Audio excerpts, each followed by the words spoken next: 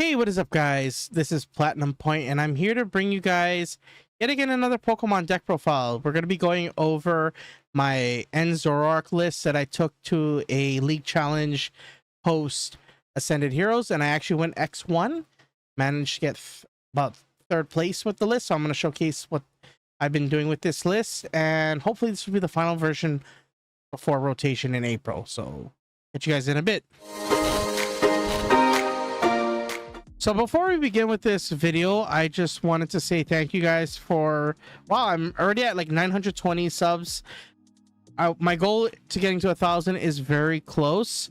So I hope you guys like this video. And for those who haven't subscribed, please do so.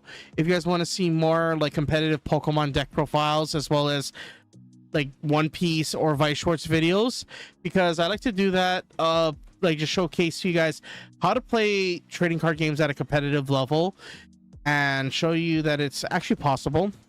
So a little bit of backstory with this deck. So I've been kind of tweaking it and picking up cards because I anticipated Ascended Heroes kind of pushing this deck to relevancy, and I've been going through and looking at various deck lists from many competitive players that have been kind of like doing as like devoting a lot of time as almost as much time, if not more time, than I am with this deck. And I decided to I compiled a lot of my research both at the Japanese and on the competitive circuit to see how the list would perform. And actually I actually did pretty well on the first competitive event, which was a Elite Challenge, where the Ascended Heroes was legal, and I went X1, only going third place because of tiebreakers, and my only loss was the last round to the person who went undefeated.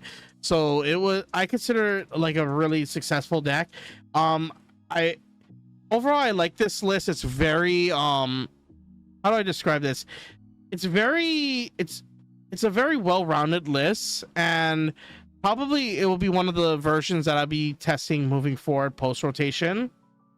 So wait, let me go right back to the, sorry, another thing was playing, but I want to keep it like this. So without further ado, let's get onto the list and I'll showcase my card choices. So right now we're still playing the same ratio for the Zoroark. So the 4 Zorua, 4 Zoroark. But what's different now, and this is from, I think I branded this the same Darmanitan Darumaka line, which was a 2-1 line from the last list. And one thing I liked about this ratio was it gave me flexibility on when I needed, in terms of being able to play the Darumaka, Darmanitan when I needed, and not have to have it in my hand as a brick all the time when so like I felt like one copy was more than enough. I may pump this to 2 post rotation, because post rotation we're focusing on more consistency, but since we still have a lot of the nice tools for both hand disruption and hand refresh, I felt like 1 is just more than enough. And then we play 2 copies of the Zekrom. Right now I just really like this card. It's a really strong attacker, and it gives Zoroark the numbers it needs to basically win most of its hard matchups. For example, Teal Mask Ogerpon, you get to knock it out now without having to do any Binding Mochi shenanigans, and it just helps you with the Goldango matchup, because now you can swing with this, and with Binding Mochi you just hit 290 and knock it out. So that's really nice. We're still going to be playing I still play 1 copy of En's Reshiram, because there are going to be matchups, for example, in Mega Kangaskhan. This like threatens the Kangaskhan, because if they don't knock out the Zoroark with Kangaskhan, I can turn around and just like knock out the Kangaskhan easily, because it's going to be swinging for normally 200, and then with Powerful Rage I can hit for 400, which goes over their Bravery Charm. So this helps me like just stay alive, like helps Zoroark revenge kill on damage, and it threatens it's the one card that helps against Dragapult, because Dragapult does not want to touch Zoroark when they know Reshiram's in the deck. And then we play one Pheasantipede, one Pecharunt, one Badoo, and one Monkey-Dory. So this is the exact Pokemon lineup that I ran at the League Challenge, and it actually served me pretty well. So we're gonna move that out of the way.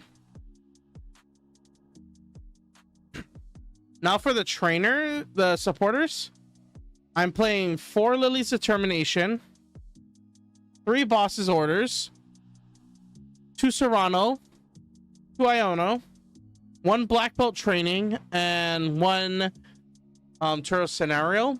So I decided to go a 2-2 split with this list because I found that the Serrano, even if I'm not running that many EXs, I'm only running 1 to like 6 EXs. You need to see the Zoroarks as often as you can. So in my testing, I realized like you don't need 3, you don't need 4, but 2 is just the perfect number. And same with the Iono. I settled at 2 because I needed more room for other like utility cards, especially with Pokepad. I needed to make room for that. So I decided to cut down the Ionos from 3 to 2. And Boss's Orders is just so strong right now that you have to play it at 3. Black Belt Training is really there just so I can easily get over certain mega attackers, because giving an additional 30 additional 40 allows you to climb over multiple megas, especially if you do the Pecharunt with the Binding Mochi. You hit 330 easy. So it's just overall the most important, like one of the best like tech supporters moving forward. Now moving on to the items. I play 4 Buddy Buddy Poffin.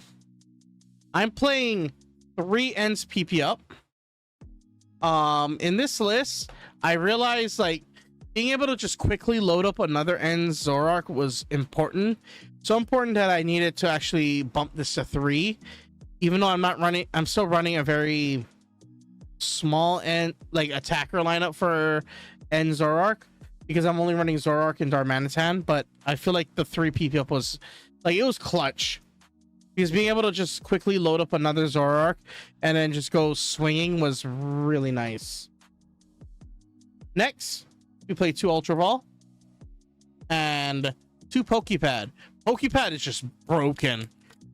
Being able to just search out your Ends Darmanitan or any of the other like non-EX big body like basics, or the stage 1 Darmanitan was just really nice. And then the Ultra Ball just served here because I was testing post rotation, so I wasn't running Nest Ball, and honestly I did not miss the Nest Ball. Like Pokepad pretty much did the same thing that Nest Ball did, but a little bit more because you could search out the Darmanitan. And then I play 2 Counter Catcher, 2 Night Stretcher, 1 Palpad, and then my Ace Spect, still Secret Box. And then lastly, for my tools, I play 2 Binding Mochi. And in the stadiums, I play 1 Ends Castle and 1 Rocket's Watchtower. And then for energy, 7 Dark and 1 Reversal Energy. So I took out the gold one because I was already prepping post rotation, so I decided to downgrade it and sell off the one that I had gold, because I felt like since rotation's coming, I might as well make some money off of it, my investment. But overall, the deck is really strong. Like, I really like this list, and I will be doing more updates to this post rotation. I will be doing a video on like what I would do with this list post rotation, because honestly I feel like this deck just gets so much better post rotation, because everybody's going to be losing a lot of consistency in the hand. And sure, we do lose Iono for hand disruption, but this deck already knows how to play out of hand disruption, and we mainly used hand disruption to disrupt our opponent, and not like it didn't really hinder us when we did Iono.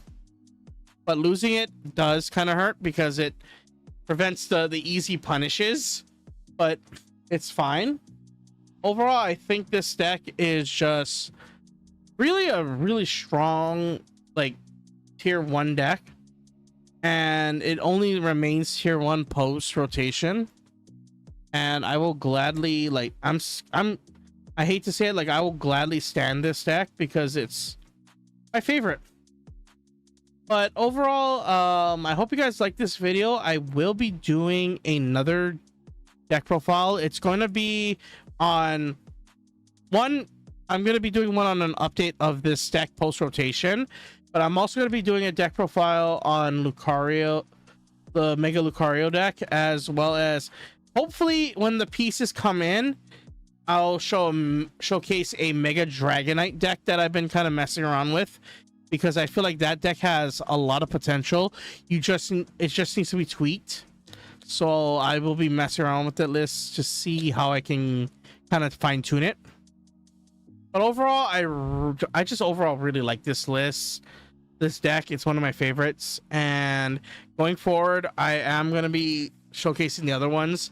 I'm going to be showcasing more standard decks since the rotation is coming, and I want to give you guys a skeleton on what you can build. But other than that, I hope you guys like this video. I will be doing a One Piece deck profile. I managed to pick up a Boa Hancock deck, so I'll be showcasing that deck very shortly, as well as an update to my Mihawk list, because I did make some changes to that list. So I hope you guys like this video. Don't forget to rate, comment, subscribe. Also crack that like button, and don't forget to stay on point, guys. This is Platinum Point, and I will see you guys soon. Peace out, YouTube.